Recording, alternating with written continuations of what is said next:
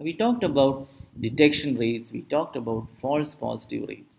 But there is one particular concept that I want you to understand, and that is OAPR, odds of having an affected child after a positive result.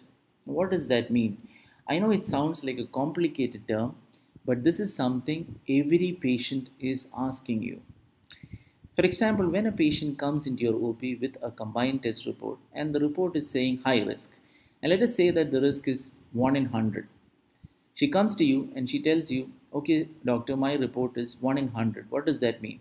So you tell her that 1 in 100 women have a chance of having Down syndrome and that is your risk. But then she asks you, doctor, in your experience, you're an experienced doctor, you've been working in this field for so many years, and in your experience, what are the chances that after this result comes out to be positive, my baby will have Down syndrome? That is what she's asking you. She's saying that, okay, in the past you've had results like this. So, what is your experience? What are the chances that my baby will have Down syndrome if the test is positive? And that is OAPR. And that is not 1 in 100. And that is, according to this paper, if you look at the values here, I just want you to look at the combined test values. It is 1 in 22, which means around 3 to 4%. So, if the combined test is positive, there is a 3 to 4% chance that her baby will have Down syndrome. It is as low as that. 96 to 97% of the time, the test is going to be normal. So, is that reassuring to the mother? It's definitely reassuring. But this difference is because of the prevalence of the disease. Down syndrome is not that prevalent, and therefore, when a screening test turns out to be positive, it does not mean that always the baby is going to be abnormal. It does not mean that you go in for direct termination because the screening test is positive. There is only a 3 to 4% chance in the general population of having a baby with Down syndrome if your combined test is positive.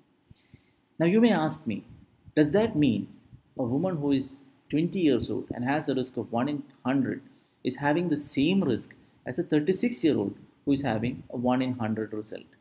No, it is not. Again, as I told you, depending upon the prevalence of the disease, the OAPR is going to change. Now, in a low risk woman or in the general population, the risk is only around 3% if her test turns out to be positive. But in a high risk woman, if her age group is greater than 35 years old, then the chance that her baby will have Down syndrome, if a combined test is positive, is higher, is high as around 10%.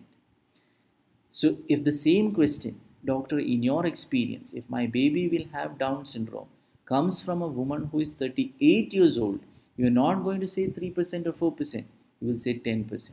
And you will say 10% because her age is high and there is a good chance that there could be an abnormal baby in that group because the prevalence of Down syndrome is high in that particular group. So it's 3% in the general population and 10% in the high risk group that is greater than 35.